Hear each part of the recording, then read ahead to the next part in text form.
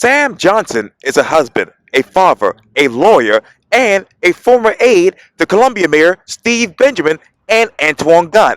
Now he wants to represent the city of Columbia as mayor.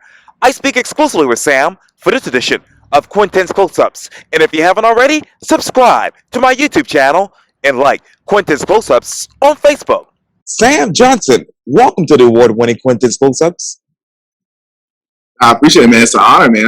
I'm just honored to be on. Yes, sir. Absolutely. I appreciate it greatly. You know, obviously, you are a male candidate for the city of Columbia. You're a husband, a father, a businessman. And the last time I saw you was at the Publix right there on Gervais Street a couple of months ago. Who is Sam Johnson these days? Well, I'm all those things. I'm a dad, father of a 16-month-old. I'm a son, like of an Alzheimer's nurse and a truck driver. Their roots being from Fairfield County, moving to Columbia intentionally so that their baby could have some of the opportunities that I've had.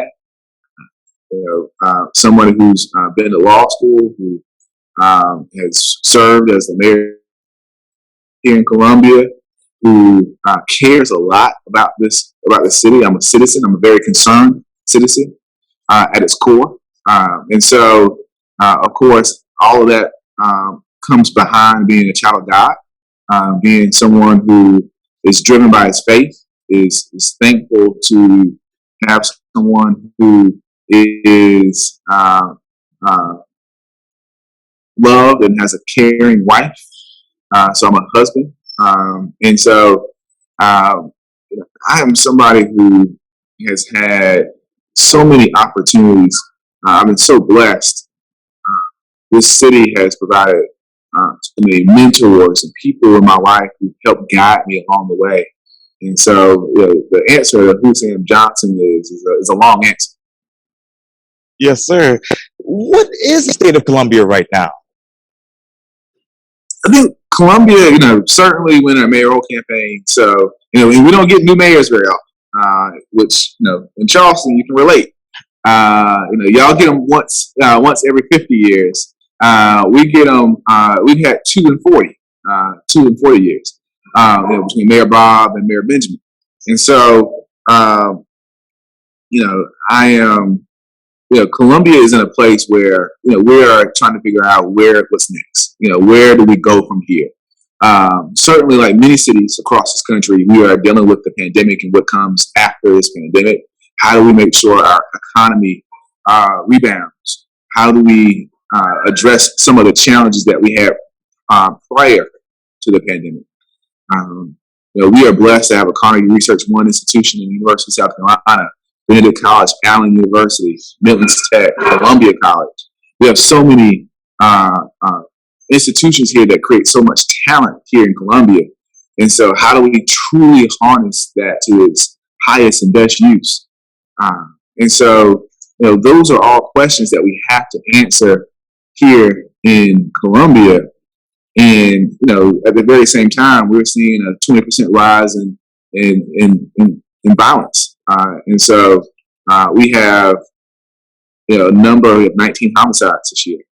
We have 93 vacancies in our police department. And so we're a city that's trying to make sure that we tackle the basics, right? When we start talking about our core issues and challenges, we've got to make sure that we educate our babies. We've got to make sure that we have a safe city. We got to make sure that we are addressing infrastructure here in Columbia.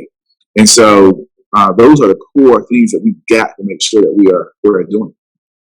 How are you, Sam, creating conversations with a shared common ground? Yeah. So that to me is one of the things that comes natural. So, I've had the pleasure of working in the General Assembly.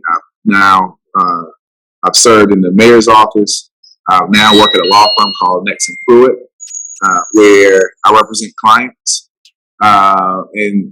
Those clients have been all across the state, right? So they've been clients who, were trying to do a project in Charleston, or they've got to issue a regulatory challenge that has arisen in Beaufort.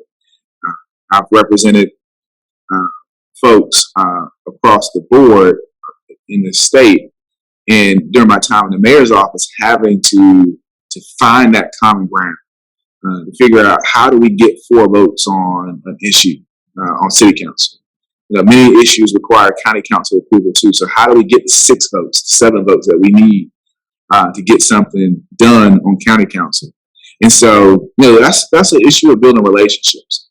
You've got to be a person who isn't driven by ego, who is known for creating opportunities for everyone else to come to a conversation and insert their ideas, to be a bridge builder. And I think, one of the things that I look at in the role of the mayor, and there's often a conversation here in Columbia about the form of government. Do we mimic Charleston and go towards straw mayor, or do we keep our current council manager form of government?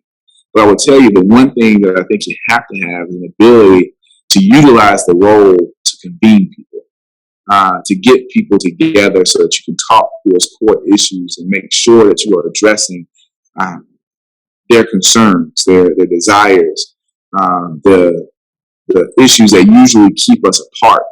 I think you have to be able to convene people and attack those issues of separation directly, so that you're able to find, all right, now that we've gotten the separator conversations out of the way, where do we align?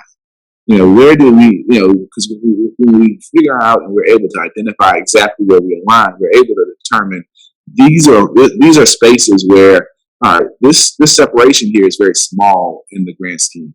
Now, this is what should allow for us to be able to get things done. This is what the foundation of our partnership and our relationships should look like.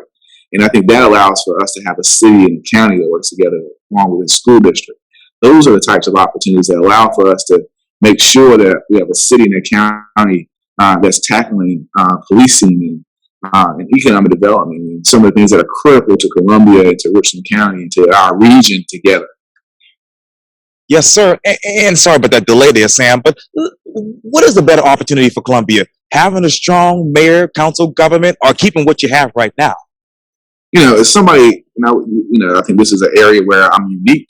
I am the only person who's actually served in the mayor's office who's running for mayor.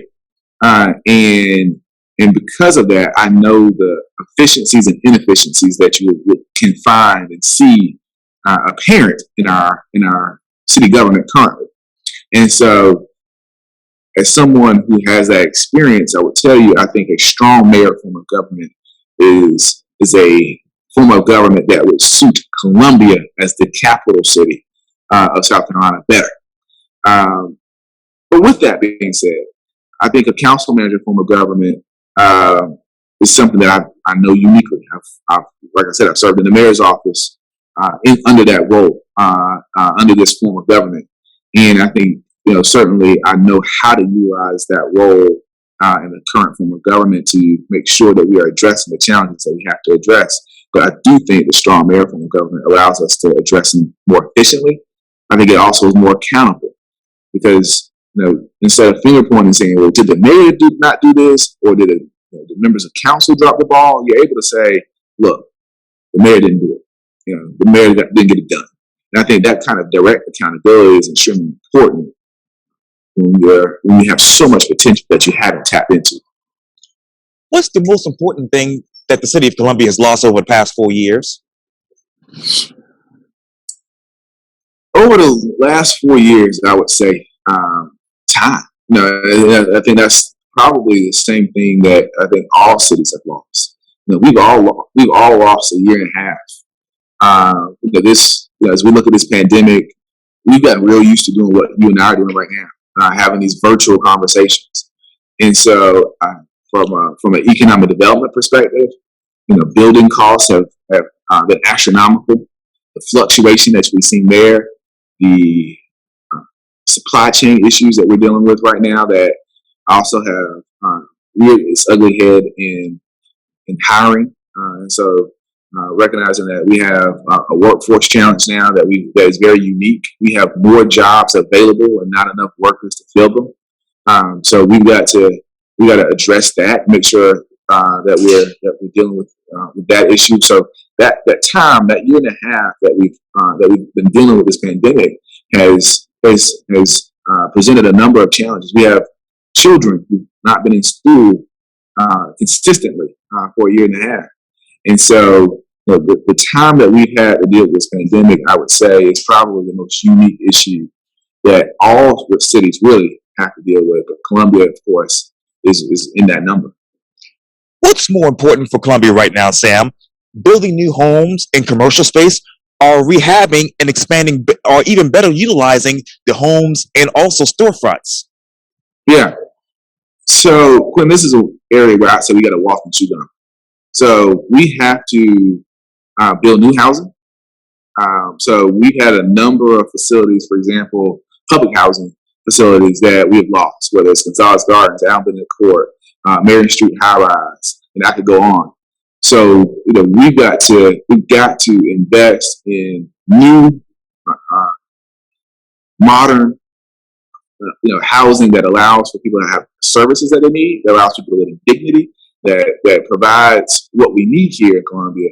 But we also got to rehab some of the housing that we have. So for example, we've got market rate, single family housing in Columbia that needs weatherization, that needs care, needs TLC, quite frankly. And so that allows for us to also not have to recreate the wheel in building, new subdivisions and different things like that, new water and sewer infrastructure and that sort of thing. But it allows for us to create, more housing opportunities where there should be opportunities that already exist. And so, we've got, when I say we walk and chew gum, we've got to do both. We've got to build new housing as well as make sure that we are renovating and rehabbing and incentivizing even both. Right. So I think we've got to make sure that we're tackling both of those challenges. Okay, when it comes to the issue of housing, what is it? Is it affordable housing, attainable housing, or is it really workforce housing? I was an English major, went to law school. So I am a stickler for language, in most instances. However, in this space, I would tell you, regardless of the term, regardless of this affordable, attainable workforce, or even other phrases, that at the end of that, that's what a senior housing, we need people who are able to live in dignity. Period. And so what we've got to do is provide that and provide that in mass. So, for example, we've got college students who are graduating. And Quinn, one of the things that you'll see, there's a study that shows that in the ages of 25 to 45, Columbia is losing population there. Right. So our peer cities, Charleston, Greenville, Yes. Raleigh, Yes. Asheville, Nashville, Yes. Austin, Texas. All of those cities have growing 25 to 45 populations. We are 10 to 15% lower than those cities. And we've got to make sure that we are growing in that area. So that means that when you first graduate from one of our fine institutions here in Columbia, that there's a place for you to live that's affordable, that isn't going to charge you out the wazoo because you just got a little a starter salary here, or you're starting a company, or you're doing whatever, you're pursuing whatever your dream is. And, straight out of school, you may not be able to afford, what you can afford 10 years out of school, right? And so Columbia has to be able to afford those opportunities. Similarly, in that 25 to 45 age range, we have families that have to have affordable housing, quote unquote, that is attainable for them, right? And so, regardless of the term, we got to have workforce, affordable, attainable housing that is available right now. We got to have senior housing that allows for our seniors to be able to live in dignity and get the care that they need. That is located conveniently around the services that they need. And so we've got to be extremely intentional about how we solve these problems and challenges and grow things here in Columbia. Where in the city do you identify and also develop those unique characteristics when it comes to residential, commercial, and mixed use? Well, I will tell you. So historically, I think one of the challenges that Columbia's had is that we've tried to pinpoint exactly where that goes, right? And I think we've got to do a better job of being diverse. So, for example, we're going to have those types of live, work, play opportunities all across the city. You look at 5 Points. 5 Points should be a live, work, play district. It should be a place where you see work in the sense that you have incubation opportunities. It's the only place in Columbia where you have 3 institutions, Benedict College, Allen University, and USC, all meeting and converging on one hospitality district. So we've got to create incubation opportunities there. You have amazing insight and opportunity in that location. But we got to have live, work, play opportunities up and down the North Main corridor, for example. And so, you look at a corridor that is kicking butt and taking names right now, that is primed for so much growth. We've got to make sure that the entire corridor sees that growth here in Columbia. And so, I think we have to utilize tools that make sure that we build out all 3 elements: the live, work, and the play. And so, one of the things that we've talked about in our campaign is the utilization of something called economic overlay districts that allow for us to make sure that we are honing in and presenting the types of development in the areas that we specifically need them to. Now, how would you maintain and enhance the existing residential and commercial character of Columbia and provide for compatible, appropriate, and high quality development and redevelopment? Well, I'm going to tell you, so we've got to invest.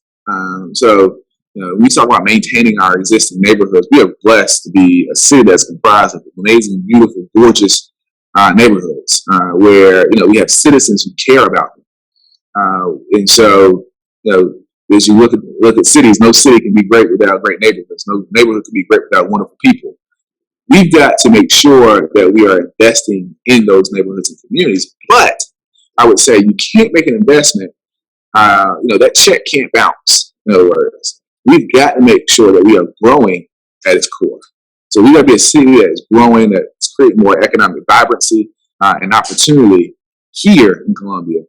And as we grow, there's an opportunity for us to have the ability to then reinvest in those neighborhoods and communities. So it has to be it has to be an and. It can't be or, right? It can't be we invest in our existing neighborhoods, but we can't grow. We've got to do both. We got to grow in Columbia as well as invest in our existing neighborhoods as well. How many homes in the city have been actually built at a fairly consistent rate?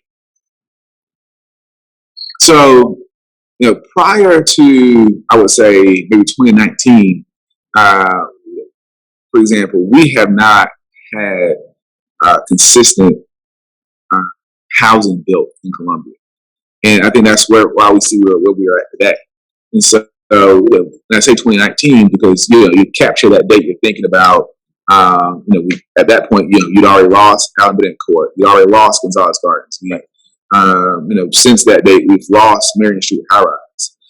And so you have that housing that we've lost, and we haven't had any significant housing developments that have gone to replace those. And so, and that's both market rate as well as public, right? So, those are challenges that we have to address. What is the household type in the city of Columbia? The household type? Yes, sir. What do you mean? Could it be single? Is it mostly single? Is it family? Yeah. So, certainly there's a dominance of single family housing. I think, certainly over the last decade, we've seen more mixed. I think, you'll see multifamily over the last decade really pop up. And I think you'll see probably more of that, more multifamily, especially as we look to build density, as we look to retain talent here in Columbia. I think you'll see more multifamily happen. I think we've got to do a much, much better job of encouraging and creating more capacity to do single family. So, for example, one of the things that we've done in our plan, in our economic development plan, is talk about the issue of consolidation. So consolidating the city and the county, and being very specific there. So not total consolidation, but we're talking about consolidating, for example, our community development department. So you look at CDBG dollars, you look at home funds, the opportunity for us to receive more of those federal dollars so that we can leverage those federal dollars to do more market rate single family housing, create more of an opportunity to do some of the multi-family housing that we're talking about, more senior family housing. And so we've seen, projects, a project called the Brand on North Main. There's, of course, some single family housing that's been built around Gonzalez Gardens. But we got to create an opportunity and think more efficiently about how we address the capacity issue and the ability to get more of that volume created here in Columbia. And how many of those CBG funds have the city received? So don't quote me on the exact number. I know that both the city and the county receive that allocation, and so it's an opportunity for us to qualify, quite frankly, for a larger pot of funds. You look at, of course, the MSA, so being able to really qualify for Richland County's MSA would really provide more bang for our buck, as well as allow for us to be very strategic in utilizing those funds instead of having them go in two directions, but having them go in one. What current private and obviously public partnerships would you want to have for the city of Columbia as far as infrastructure? Well, I'm going to use a client for example. At my law firm represented a project, the old Capital City Bomber Stadium on Assembly Street. That's a conversation that has been around for probably at least a decade. What's going to happen to that site? There's several conversations around a Kroger or a Walmart. We had a client who is going to put some multifamily housing there. There's going to be some commercial component to it along Assembly Street. But that project people don't realize there's two different parcels, and there's significant environmental issues on the site. And so, utilizing the public infrastructure tax credit that the city and the county have, that developer is making a significant multi-million-dollar investment in the project overall, but specifically a multi-million-dollar investment to mitigate the environmental issues. That type of public-private effort is absolutely necessary to address the challenges that we have in Columbia. And so not only are they addressing environmental issues, they're expanding the Greenway alongside that project. And so it's creating connectivity here in Columbia as well. And I think those are the types of projects that we need here. How do we facilitate that occurrence more often, where we're getting infrastructure, where we're getting environmental, where we're seeing also, just from a sheer tax perspective, a benefit, a project that's going to pay taxable income, a project that's worth over $70 million along Assembly Street. How should the city plan to slow upward expansion of the city limits and focus on making necessary change within the city limits? I think that's an issue of intentionality. I think we have not grown our boundaries as a city aggressively, and by state statute, annexation laws here are pretty antiquated, so you're not able to grow those boundaries aggressively in South Carolina. But what I would say, when you look at water sewer expansion, that has been our main tool for expanding those boundaries. And I think one of the things that, of course, under Mayor Benjamin's leadership, the city's invested at least $750 million on water and sewer infrastructure over the last decade or so. We've got to continue to make those types of investments. So we've got to continue to invest in water and sewer infrastructure, but also focus on investing in that infrastructure internally. So making sure that we are expanding, not necessarily focus on expanding our water and sewer infrastructure, but making sure that we are taking care of the system that we currently have. Also recognizing too that system is going to change over the next few years. As we look at the canal and a project that is going to really bolster and create more capacity amongst our water and sewer system over the next 4 years, and that project is slated to be completed and finished in 2025. we've got to look at that and keep our eye on the ball too. What are the current revenue trends for the city of Columbia? So from a water and sewer perspective, our system continues to grow, which is a blessing. Certainly, as the system grows, we have had conversations. Most cities across the East Coast have not invested in their water and sewer infrastructure over the last decade, and so you've got a number of cities that are now having to invest in their infrastructure, whether it's EPA consent decrees or just making that commitment now. And so the city, as I mentioned, has been making those commitments and stepping up to invest in its infrastructure. But that's also meant that because of that deferred maintenance, the cities also had to increase their water and sewer rates. And so what we've got to do is figure out how do we grow as a population, as a city, so that as we grow, we're able to share more of that burden, so that we don't have to raise rates on everyone.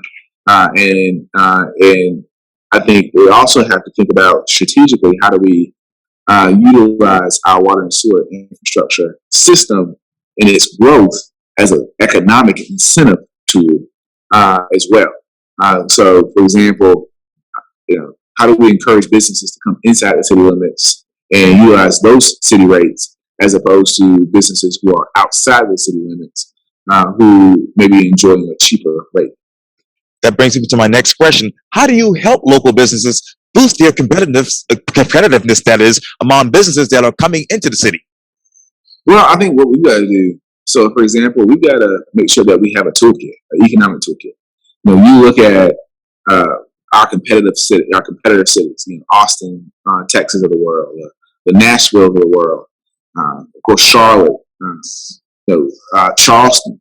They all have economic toolkits. They have incentive packages that they can offer. And those packages are, they range, right? Some are, your multi-million, $70 million projects that I mentioned earlier. Some of them are to your small businesses, and they come in the form of grants. We've got to, or even low interest loans. We've got to figure out if it's, no matter what that form is, and I think we need a sliding scale so we can, meet everyone and their needs. We've got to have a toolkit that allows for us to help small businesses and encourage small businesses. We've got to be the city. I know you're in Charleston. I love Charleston, but I'm competitive. I'm a little competitive. We got to be the city that is known, and this is not to the exclusion of any. I'll say that. So this is not to the exclusion of any city, but we've got to be a city that is known for, if you've got a bright idea, if you got a great opportunity, if you got a company that you've started, past tense, or are looking to start, we've got to be the city where your idea is going to kick butt and take names, and we're going to be there to help you. And so that has to be what Columbia is known for. But in order to do that, we've got to have the structure that allows for us to do that. And so, as I mentioned, we've got to have economic incentives that aren't just as it relates to, student housing was great because it allowed us to see that it's possible. But how do we utilize that across the spectrum? How do we create more incentives that focus on knowledge economy jobs, tech jobs, insurance technology, or healthcare technology jobs? We've got to make sure that we have those types of thoughts in a toolkit that captures that. We've got to make sure that we have the revenue that is gained from some of these opportunities that goes back into that toolkit as grants, and make sure that our existing small businesses, as they look to expand, as they look to deal with some of the challenges that they're facing, that we have the solutions that are prepared and ready for them. And so those are some of the things that I think we have to do to help our climate, our business, our pro-business climate here in Columbia. And how do you create a business preservation alliance for the city? We've got a number of economic development groups here, and so I'm a little hesitant to make a new alliance. But whether it's the Chamber or the Central OCA Alliance, whether it's SCRA or some of the different GrowCo, which is focused specifically on some of our newer startup tech companies here in Columbia, small businesses, we've got to make sure that we are engaging with those companies directly. And I would say, too, I think we've got to continue to shift the culture there. And so if you look at our economic incentive document, our economic development plan, excuse me, it talks about mindset and culture. It talks about how we have to engage there to make sure that folks know that there is an entity, a city that wants to help them be as successful as possible, and then just get out the way, right? And so I think we gotta make sure that we are kicking butt and taking into the city to help these businesses be successful and get as far away as we possibly can. How many jobs have been actually lost in Colombia over the past 4 years? That's a tough question to answer because of this pandemic. We have so many job opportunities that are now semi-open, if that makes sense.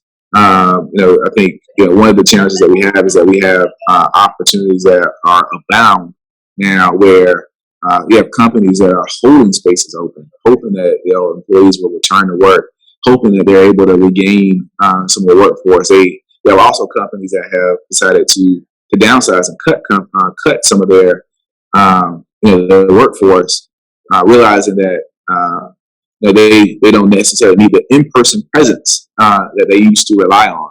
And so that's a tough number to pinpoint. I've heard several numbers thrown out. I think what we have to focus on is how do we create more of a climate where we're putting people to work. So, for example, we've talked about workforce training, skill training. You look at, for example, you look at, for example, at our economic development plan, our youth education plan that talks about the Columbia Career Academy.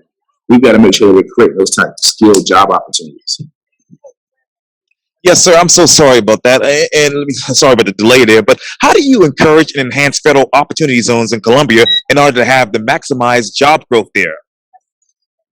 Well, I think we do it by building relationships. So, as you look at Mayor Benjamin, for example, somebody who's been president of the U.S. Council of Mayors.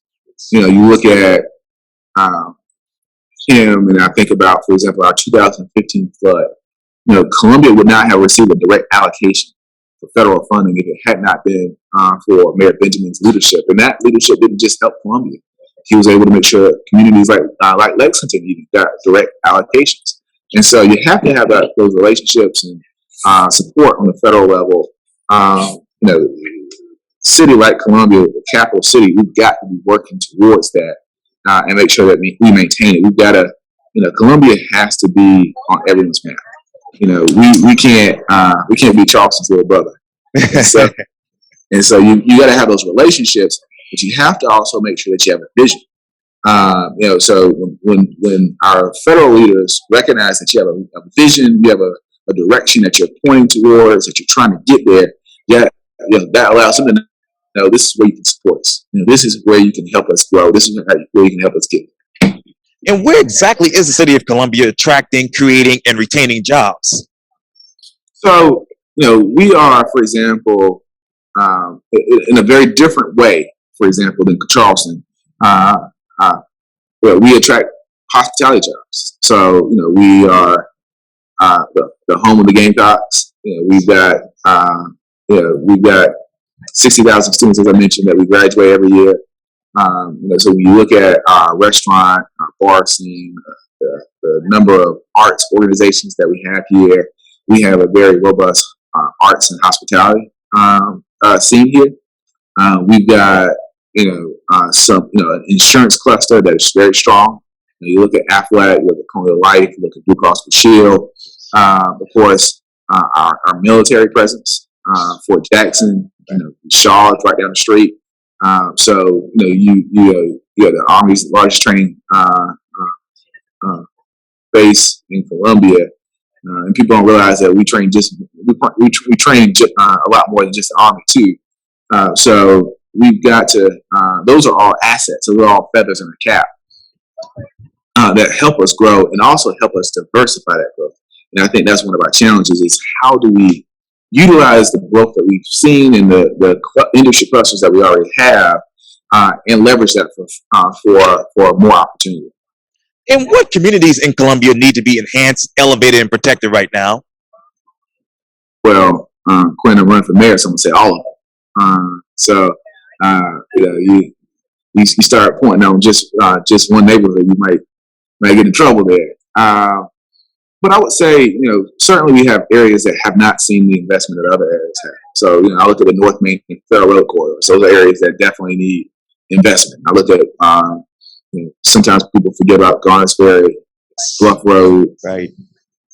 Shop Road, those corridors. And so those are probably 4 or 5 of the areas that I think we have to make sure. For example, I talked about economic overlay districts.